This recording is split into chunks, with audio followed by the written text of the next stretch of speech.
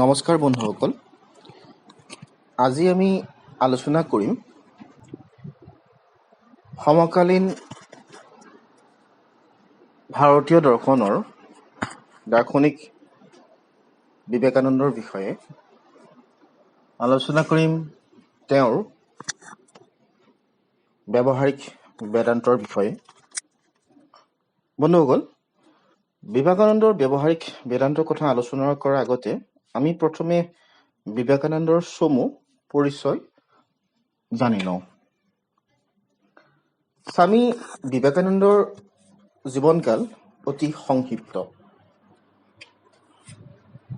মাথো ৩৯ বছৰীয়া তেওঁৰ এই জীৱনকালতে তেওঁ বিশ্বব্যাপী সাৰ্বজনীন ধৰ্মৰ যি অমৃত শিক্ষা প্ৰদান কৰিছে, তাৰ কাৰণে তেওঁ সমগ্ৰ বিশ্বতে সৰ্বকালৰ এজন অন্যতম শ্ৰেষ্ঠ দাৰ্শনিক হিচাপে পৰিচয় লাভ কৰিছে। বিবেকানন্দৰ স্বপ্নৰ ভাৰত আছিল ব্যৱহাৰিক বেদান্তৰ মূৰ্ত প্ৰতীক। ধৰ্মীয় কুসংস্কাৰ, মূৰ্তি পূজা, সাম্প্ৰদায়িক ভাৱনাত নিমজ্জিত ভাৰতবৰ্ষক তেওঁ এটি বৈদান্তিক ধৰ্মৰ সূত্ৰেৰে আবদ্ধ কৰি এটি সাৰ্বভৌম জাতীয় ধৰ্ম প্ৰতিষ্ঠা কৰাত ব্ৰতী হৈছিল। বিবেকানন্দৰ প্ৰকৃত নাম নৰেন্দ্ৰনাথ দত্ত। তেওঁ কলকাতা চিমলা অঞ্চলৰ বিখ্যাত দত্ত পৰিয়ালৰ ঘৰত ১৮৬৩ চনৰ ১২ জানুৱাৰীত জন্মগ্ৰহণ কৰে। দেউতাকৰ নাম আছিল বিশ্বনাথ দত্ত।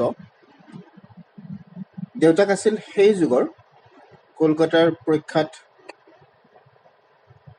এটৰ্নী। মাতৃ ভুৱনেশ্বৰী দেৱী আছিল এগৰাকী আদৰ্শ হিন্দু নাৰী। নৰেন্দ্ৰনাথ বিবেকানন্দই মাকৰ পৰাই প্ৰথম ইংৰাজী শিক্ষা লাভ কৰিছিলে। বিবেকানন্দ সংগীত সাহিত্যৰ লগতে খেল ধেমালিতো পাকৈত আছিল।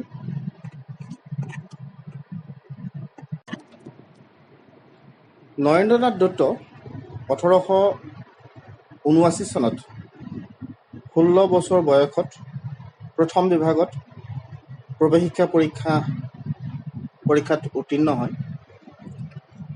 ১৮৮১ চনত তেওঁ FA আৰু পিছত BA পৰীক্ষা পাছ কৰে। ইয়াৰ পিছত DL পঢ়িছিল যদিও পৰীক্ষাত তেওঁ বহা নাছিলে। স্নাতক শ্ৰেণীৰ ছাত্ৰ হিচাপে নৰেন্দ্ৰনাথে দৰ্শন, প্ৰাচীন আৰু আধুনিক ইউৰোপৰ ইতিহাস পাঠ্য বিষয় হিচাপে গ্ৰহণ কৰিছিলে। কিন্তু তেওঁ কেৱল পাঠ্যক্ৰমভিত্তিক প্ৰতিষ্ঠানিক শিক্ষাতে আবদ্ধ নাছিলে। সাহিত্য, প্ৰাচীন ভাৰতৰ ইতিহাস, ধৰ্মশাস্ত্ৰ, ভাৰতীয় সমাজ আৰু ৰাষ্ট্ৰ সম্পৰ্কে প্ৰচুৰ জ্ঞান অৰ্জন কৰিছিলে তেওঁ। ভাৰতীয় দৰ্শন আৰু ধৰ্মৰ তিনিটা প্ৰধান ধাৰা ক্ৰমে হিন্দু, বৌদ্ধ আৰু জৈন সম্পৰ্কে তেওঁৰ জ্ঞান আছিল পৰিপূৰ্ণ। কেৱল ভাৰতীয় দৰ্শন সাহিত্যতে নহয়, তেওঁ পাশ্চাত্য দৰ্শনৰ ওপৰতো যথেষ্ট জ্ঞান অৰ্জন কৰিছে। পাশ্চাত্য দৰ্শনৰ কিছুমান তত্ত্বই তেওঁৰ মনত গভীৰ ছাপ পেলাইছিল। তেওঁৰ পাঠ্য তালিকাত Plato, Kant, Hegel, Locke, Mill, Hume আদি দাৰ্শনিকৰ গ্ৰন্থবোৰে গুৰুত্ব লাভ কৰিছিল। বিবেকানন্দৰ জ্ঞান স্পৃহা আৰু অগাধ পাণ্ডিত্য দেখি অধ্যাপক ৰাইটে কৈছিল, তেওঁৰ বিবেকানন্দৰ পাণ্ডিত্য আমাৰ সকলোৰে মিলিত পাণ্ডিত্যতকৈ বহু বেছি। ১৯৮১ চনৰ নৱেম্বৰ মাহত শ্ৰী ৰামকৃষ্ণ দেৱৰ লগত নৰেন্দ্ৰনাথৰ প্ৰথম সাক্ষাৎ ঘটে আৰু তাৰ পিছত তৰুণ নৰেন্দ্ৰ নাথৰ জীৱনত অমূল পৰিৱৰ্তন হ'বলৈ ধৰে। প্ৰথম অৱস্থাত তেওঁ ৰামকৃষ্ণদেৱৰ শিক্ষাত বিশ্বাসী নাছিলে, কিন্তু লাহে লাহে তেওঁ ৰামকৃষ্ণৰ শিক্ষাৰ প্ৰতি আকৰ্ষণ অনুভৱ কৰি নিজকে সম্পূৰ্ণৰূপে উচৰ্গা কৰি দিয়ে। তেওঁ ৰামকৃষ্ণক এজন আধ্যাত্মিক গুৰু, দাৰ্শনিক আৰু বন্ধু বুলি স্বীকাৰ কৰি লয়। আমেৰিকাৰ চিকাগো চহৰত বিশ্ব ধৰ্ম সন্মিলন আয়োজন কৰা হৈছিল। তাত বিবেকানন্দই 1893 চনৰ 11 ছেপ্টেম্বৰত এক ঐতিহাসিক ভাষণ প্ৰদান কৰে।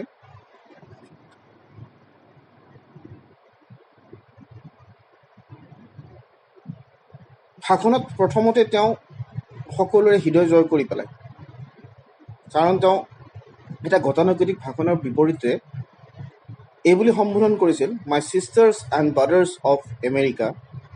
এই মধুৰ সম্বোধন শুনা মাত্ৰই সেই বিশাল জনসভাই হাততালি বজাই বিবেকানন্দক বিপুল অভিনন্দন জনাইছিল। তেওঁৰ বক্তৃতা ইমানেই সুমধুৰ আছিল যে আমেৰিকাৰ বিভিন্ন প্ৰান্তৰ লগতে অন্যান্য দেশতো তেওঁৰ ভাষণ প্ৰদান কৰাৰ কাৰণে ধাৰাবাহিকভাৱে আমন্ত্ৰণ জনোৱা হৈছিল। চিকাগো সন্মিলন শেষ হোৱাৰ পিছত তেওঁ মাৰ্কিন দেশ ভ্ৰমণ কৰিছিল। তাৰ পিছত বিবেকানন্দই ভ্ৰমণ কৰে লণ্ডন। সেই সময়ত তেওঁ মিছ মাৰ্গাৰেট নবেলৰ লগত সাক্ষাৎ হয়। স্বামীজীৰ শিষ্যত্ব লাভ কৰাৰ পিছতে মিছ মাৰ্গাৰেট নবেল ভগ্নী নিবেদিতা নামে পৰিচিত হ'বলৈ ধৰে। লণ্ডনৰ পৰা আকৌ উভতি আহে আমেৰিকালৈ আৰু তাত তেওঁ এটি বেদান্ত ছ'চাইটি প্ৰতিষ্ঠা কৰে। উক্ত সময়তে স্বামীজী ইউৰোপ আৰু মধ্য প্ৰাচ্যৰ বহু দেশ ভ্ৰমণ কৰে আৰু অৱশেষত কলম্বো হৈ স্বদেশলৈ উভতি আহে। তাৰপিছত কলিকতাত প্ৰথমে ৰামকৃষ্ণ মিছন প্ৰতিষ্ঠা কৰে আৰু তাৰপিছত অদ্বৈত আশ্ৰম প্ৰতিষ্ঠা কৰে। শ্ৰী ৰামকৃষ্ণৰ ধৰ্ম আৰু দৰ্শন প্ৰচাৰৰ উদ্দেশ্যে বিবেকানন্দই 3খন পত্ৰিকা প্ৰকাশ কৰিছিল। প্ৰথমখন উদ্বোধন, দ্বিতীয়খন প্ৰভুত্ব ভাৰত আৰু তৃতীয়খন ব্ৰহ্মবাদীন। ৰামকৃষ্ণ মিছনৰ উদ্দেশ্য আদৰ্শ হ'ল সৰ্বভাৰতীয় স্তৰত আধ্যাত্মিকতা, মানৱতা, ভাতৃত্ববোধ আৰু জীৱপ্ৰেমক প্ৰকাশ কৰা। বন্ধুসকল, এইজনা মহাপুৰুষে 1902 চনৰ 4 জুলাইত মাত্ৰ 39 বছৰ বয়সতে পৰলোক প্ৰাপ্তি ঘটে। এতিয়া আমি আলোচনা কৰোঁ বিবেকানন্দৰ ব্যৱহাৰিক বেদান্তৰ বিষয়ে। প্ৰেক্টিকেল বেদান্ত। স্বামী বিবেকানন্দ এগৰাকী নব্য বেদান্ত দাৰ্শনিক। তেওঁ বেদান্ত দৰ্শনক বিশুদ্ধ তত্ত্বৰ পৰা আঁতৰাই আনি প্ৰায়োগিক জীৱনত ইয়াক অনুসৰণ কৰি কেনেদৰে পৰমাৰ্থ লাভ কৰা যায় তাক ব্যাখ্যা কৰিছে। 1896 চনৰ 10, 12, 17 আৰু 18 নৱেম্বৰত লণ্ডনত স্বামীজীয়ে বাস্তৱ জীৱনত বেদান্ত দৰ্শনৰ প্ৰয়োগ শীৰ্ষক নামত বেদান্ত দৰ্শনৰ ওপৰত অতি গুৰুত্বপূৰ্ণ ভাষণ প্ৰদান কৰে। তেওঁ বিশ্বব্যাপী বেদান্ত দৰ্শনৰ ব্যৱহাৰিক উপযোগিতাক প্ৰতিষ্ঠা কৰে। বিবেকানন্দৰ 4টা ভাষণৰ মূল বক্তব্যখিনিকে আমি এই ভিডিঅ'টিত সংক্ষিপ্তভাৱে আলোচনা কৰিম। তাৰ আগতে বেদান্ত দৰ্শনৰ মূল তত্ত্বক থোৰতে জানি লোৱা ভাল। ভাৰতীয় দৰ্শনৰ 9টা সম্প্ৰদায়ৰ ভিতৰত বেদান্ত দৰ্শনৰ স্থান সৰ্বপ্ৰথম। বেদান্ত দৰ্শনৰ বিভিন্ন শাখা প্ৰশাখাৰ ভিতৰত আকৌ শংকৰাচাৰ্যৰ অদ্বৈত বেদান্তৰ গুৰুত্ব আটাইতকৈ বেছি। শংকৰাচাৰ্য এগৰাকী অদ্বৈতবাদী। শংকৰাচাৰ্যৰ অদ্বৈত বেদান্তৰ মূল সাৰ উক্তি হ'ল ব্ৰহ্ম সত্য, জগত মিথ্যা, জীৱ ব্ৰহ্মস্বৰূপ। জীৱাত্মা হ'ল ব্ৰহ্মৰে অংশ বিশেষ। জীৱাত্মা আৰু ব্ৰহ্ম অভিন্ন। ব্ৰহ্ম সম্পৰ্কীয় শংকৰাচাৰ্যৰ এই মতবাদক কেৱলাদ্বৈতবাদ বুলি কোৱা হয়। বেদান্ত দৰ্শনৰ এই ধাৰণা কেৱল তত্ত্বৰ মাজতে সীমাবদ্ধ, কিন্তু তত্ত্বক কেতিয়াও ব্যৱহাৰৰ পৰা পৃথক কৰা নাযায়। সেইকাৰণে স্বামী বিবেকানন্দই বেদান্ত দৰ্শনৰ প্ৰায়োগিক দিশটো সম্বন্ধে আমাক কিছু কোৱাৰ চেষ্টা কৰিছে। তেওঁৰ মতে তত্ত্ব অতি উত্তম বস্তু, কিন্তু সেই তত্ত্বক কিদৰে কাৰ্যত পৰিণত কৰা যায় তাক আয়ত্ত কৰিব লাগে। ধৰ্ম হিচাপে বেদান্ত দৰ্শন বাস্তৱ ক্ষেত্ৰত বিশুদ্ধভাৱে প্ৰয়োগযোগ্য হ'ব লাগিব। বেদান্তৰ তত্ত্বক জীৱনৰ প্ৰতিটো ক্ষেত্ৰত আচৰণৰ মাজেদি কাৰ্যত পৰিণত কৰাৰ সামৰ্থ্য অৰ্জন কৰিব লাগিব। বিবেকানন্দৰ মতে ধৰ্ম আৰু জাগতিক জীৱনৰ যে এটা কাল্পনিক মনেহেজা পাৰ্থক্য গঢ়ি তোলা হয় তাক নিষেধ কৰিব লাগিব। কাৰণ বেদান্তৰ শিক্ষা হৈছে একত্বৰ শিক্ষা, একম এব অদ্বিতীয়ম। সকলো বস্তুৰ মাজতে এক জীৱন। বেদান্তই কৰ্মদৰ্শনৰ আদৰ্শই প্ৰচাৰ কৰিছে। কৰ্মহীনতা বা নিষ্ক্ৰিয়তা বেদান্তৰ লক্ষ্য নহয়। ভাগৱত গীতাত বেদান্তৰ সৰ্বশ্ৰেষ্ঠ ভাষ্য পোৱা যায়। যি তত্ত্ব এই মহৎ গ্ৰন্থৰ মাজেদি প্ৰচাৰ কৰা হৈছে সি হ'ল কৰ্মবাদ। মৃত্যু ভয় তুচ্ছ কৰি শান্তভাৱে জগতৰ কল্যাণ সাধন কৰাই বেদান্তৰ লক্ষ্য। বিবেকানন্দৰ মতে যি মানুহে আৰু সংযমভাৱে কাম কৰিব পাৰে কেৱল মাত্ৰ তেওঁই সৎকাৰ্য সমাধা কৰিব পাৰে। অনুভূতি আৰু আৱেগৰ বশৱৰ্তী হৈ কৰা কৰ্মৰ দ্বাৰা কোনো শুভফল পোৱা নাযায়। বিবেকানন্দৰ মতে বেদান্ত দৰ্শনৰ আদৰ্শ যিমানেই উচ্চ আদৰ্শ সম্পন্ন নহওক কিয় ই কোনো অসম্ভৱ আদৰ্শ আমাৰ সন্মুখত স্থাপন নকৰে। বিভিন্ন মতবাদ আৰু বুদ্ধিৰ প্ৰয়োগ পৰিহাৰ কৰি এই সিদ্ধান্ত পোৱা যায় যে মানৱাত্মা শুদ্ধ আৰু সৰ্বজ্ঞ। আত্মাৰ কোনো জন্ম বা মৃত্যু নাই। আমি মৰিম বা মৰিবলৈ ভয় কৰা এই ধাৰণা কুসংস্কাৰ মাত্ৰ। মই এইটো কৰিব পাৰিম বা নোৱাৰিম এই ধাৰণাও কুসংস্কাৰ। বেদান্তই এই শিক্ষা দিয়ে যে মানুহে সকলো কৰিব পাৰে, কিন্তু তাৰ আগত তেওঁৰ আত্মবিশ্বাস লাভ কৰিব লাগিব। বেদান্তই মানুহক প্ৰথমতে নিজৰ ওপৰত বিশ্বাস স্থাপন কৰিবলৈ শিকাইছে। যি ব্যক্তিয়ে প্ৰতিজন ব্যক্তিৰ মাজত ঈশ্বৰ দৰ্শন নকৰে তেওঁ নাস্তিক বুলি তেওঁলোকে কৈছে।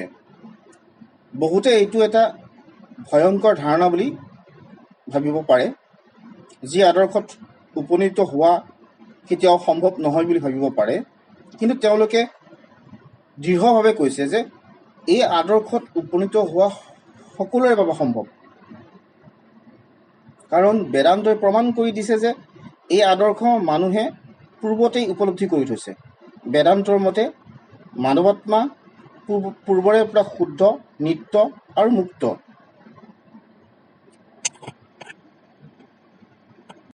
বেদান্ত দৰ্শনে পাপ স্বীকাৰ নকৰে, কিন্তু ভ্ৰম স্বীকাৰ কৰে। যেতিয়াই মানুহে মোৰ কোনো শক্তি নাই, মই ইটো সিটো কৰিব নোৱাৰোঁ, এনেদৰে ভবা আৰম্ভ কৰে, তেতিয়াই তেওঁ বন্ধন শৃংখলত আৰু বেছি দৃঢ়ভাৱে আবদ্ধ হয়। নিজকে আগৰ তুলনাত বেছিকৈ মায়াৰ আৱৰ্তনত আবৃত কৰে। বেদান্তত আমাৰ বৰ্তমান জীৱনক মায়াময় মিথ্যা জীৱনক আদৰ্শৰ লগত মিলোৱাৰ কোনো প্ৰচেষ্টা নাই। বেদান্তৰ প্ৰচেষ্টা হ'ল এই মিথ্যা জীৱনক পৰিহাৰ কৰি সত্য আৰু নিত্য জীৱনক প্ৰকাশ কৰা। এনেকুৱা নহয় যে মানুহে পূৰ্বতে কম পবিত্ৰ আছিল আৰু এতিয়া বেছি পবিত্ৰ হ'ল। প্ৰকৃততে অনন্ত শুদ্ধতা, মুক্তি, প্ৰেম, শক্তি এই সকলোবোৰেই পূৰ্বৰে পৰা আমাৰ মাজত বিদ্যমান। বেদান্তৰ মূল বিষয় হ'ল অদ্বৈতবাদ বা অখণ্ডতা। বিবেকানন্দৰ মতে কোনো বস্তুৰ মাজতেই দুইৰ অস্তিত্ব নাই, দুটা জীৱন নাই, আনকি ইহলোক পৰলোক, স্বৰ্গ বা মৰ্ত্য দুটা ভিন্ন জীৱন ধাৰাও নাই। বেদান্তই পশু বা ইতৰ প্ৰাণী মানুহৰ পৰা পৃথক আৰু ঈশ্বৰে তেওঁলোকক মানুহৰ আহাৰ হিচাপে সৃষ্টি কৰিছে এই ধাৰণাক খণ্ডন কৰিছে। এই সৰ্বোচ্চ আদৰ্শ উপলব্ধি কৰিবলৈ হ'লে আত্মবিশ্বাসৰ প্ৰয়োজন।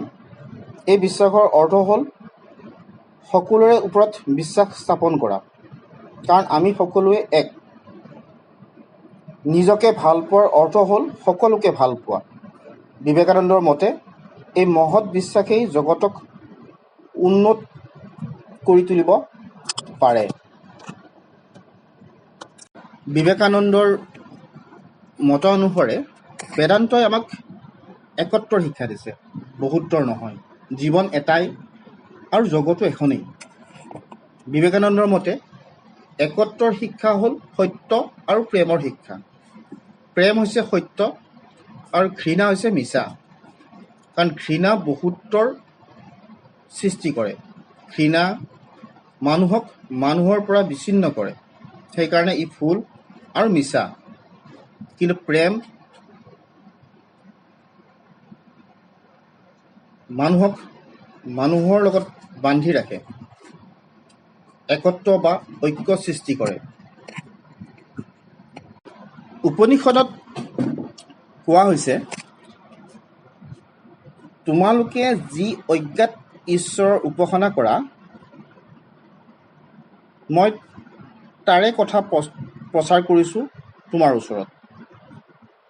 আত্মাৰ মাজেদিয়ে যিকোনো বস্তুক মানুহে জানিব পাৰে। যি সৰ্বব্যাপী ঈশ্বৰ প্ৰতিটো জীৱৰ মাজত বিৰাজ কৰিছে, যি আমাৰ ইন্দ্ৰিয়সমূহতকৈ বেছি বাস্তৱ, তাতকৈ বেছি বাস্তৱসন্মত ঈশ্বৰ আৰু ক'তো নাই। জীৱাত্মা হ'ল সেই সৰ্বব্যাপী সৰ্বশক্তিমান ঈশ্বৰ, সকলো আত্মাৰ আত্মা। বেদান্তত আমি বাস্তৱসন্মত ধৰ্মৰ ধাৰণা পাওঁ।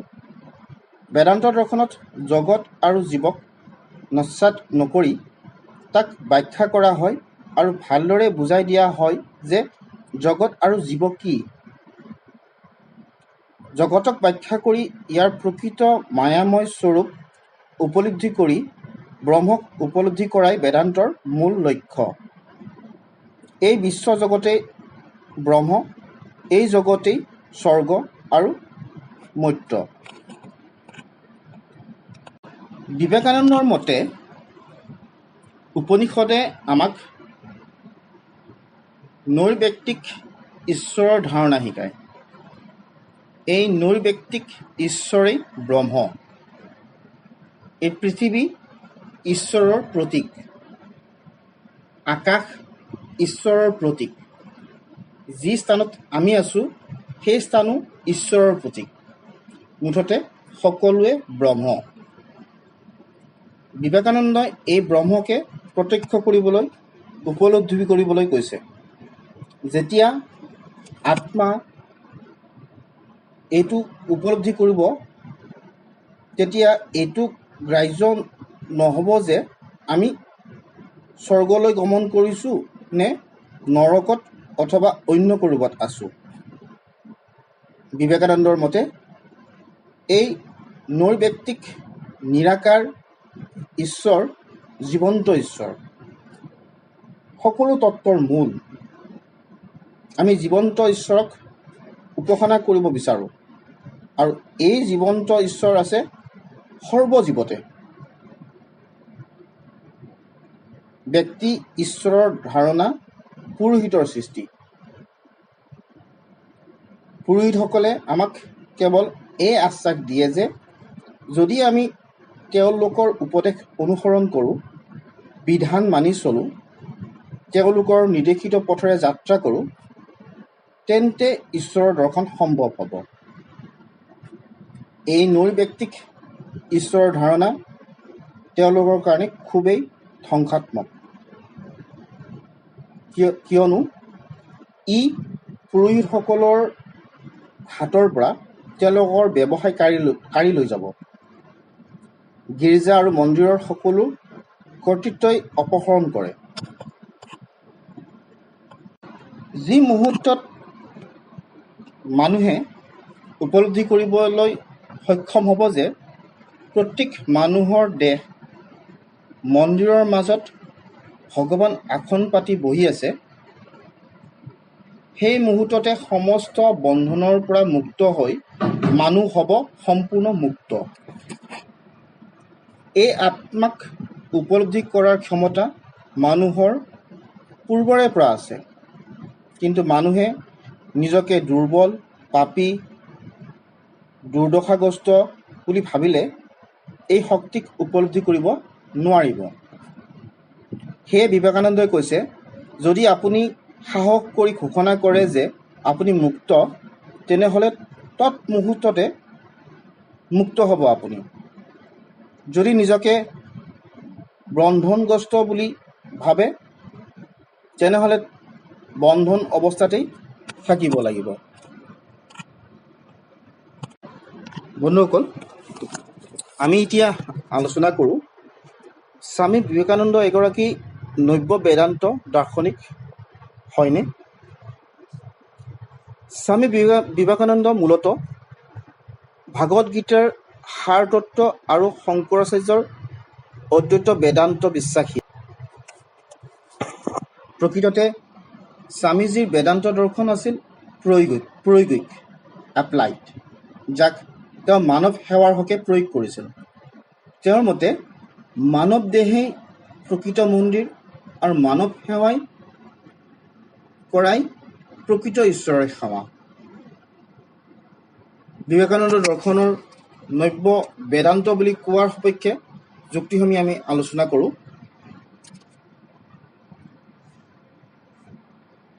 নব্য বেদান্ত দৰ্শন বিশ্বজনীন, কাৰণ তেওঁ বেদান্তই এই শিক্ষাই বাৰে বাৰে দিছে যে সকলো ধৰ্মৰে মূল নীতি এক। সকলো ধৰ্মতে এক অদ্বিতীয় সত্তাকে উপাসনা কৰা হয়। ইয়াৰ ফলত যাৰ যি সুবিধা সেই পথ সকলোৱে বাছি ল'ব পাৰে। বিবেকানন্দৰ বেদান্ত দৰ্শনত নৈৰ্ব্যক্তিক সত্তাক বাছি লোৱা হয়। নৈৰ্ব্যক্তিকতা নব্য বেদান্তৰে এক অপৰিহাৰ্য লক্ষণ। যুক্তি সিদ্ধতা বিবেকানন্দৰ বেদান্ত দৰ্শনৰ আন এটা লক্ষণ। নব্য বেদান্তত যি ব্যাখ্যা কৰা হৈছে তাক বৈজ্ঞানিকভাৱে প্ৰতিষ্ঠিত কৰা হৈছে। বৈজ্ঞানিক তত্ত্বৰ লগত বিবেকানন্দৰ বেদান্তৰ কোনো বিৰোধ দেখা নাযায়। নব্য বেদান্ত উদাৰ এক মতাদৰ্শ।